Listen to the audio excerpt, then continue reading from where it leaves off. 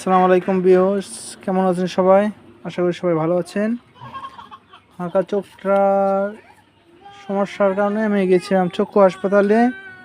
এটা হলো চক্ষু হাসপাতালের রিসিপ্ট, আর এটা হলো চক্ষু হাসপাতালের টিকিট।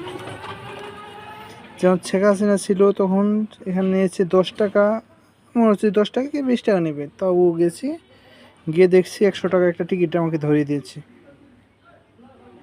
আচ্ছা, 100 টাকা টিকিট নিয়েছি, ভালো কথা, কিন্তু সরকারি হাসপাতাল হিসাবে গিয়েছি আমি। এখানে এই সাইডে আছে 50 টাকার একটি রিসিপ্ট, এটা উঠে গেছে, তো আপনাদের দেখানোর চেষ্টা করব। এখানে এই কোনো ছিল 50 টাকার, তার উপরে ওরা মেরে দিয়েছে 100 টাকা। এখানে 50 টাকা, এই সাইডে আছে 100 টাকা। এটা সরকারি মেডিকেল।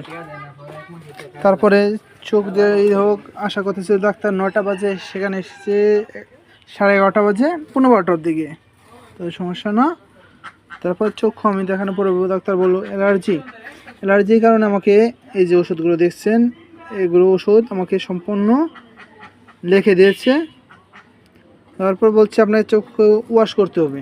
বেশ, যখন ওয়াশ করতে গেছি বলছে টাকা লাগবে কত, এখানে বলছে 300 টাকা। এখানে সুন্দর করে কোনার ভিতরে আবার দেওয়া আছে 300 টাকা। 2 চোখ ওয়াশ করতে হলে 300 টাকা দিতে হবে, তাতে বাধ্যতামূল্য। আমি যখন জিজ্ঞেস করলাম এটা সরকারি মেডিকেল নাকি প্রাইভেট মেডিকেল, তখন বললো প্রাইভেট মেডিকেল। আসলে কি আমার সাইনবোর্ডটা এনে কোনো প্রাইভেট কোনো মেডিকেল আছে?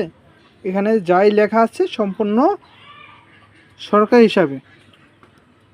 সবাই লাইক করবেন এবং শেয়ার করে সবাইকে দেখার মতো করে দেবেন। এটা বাংলাদেশের সরকার নিয়ম।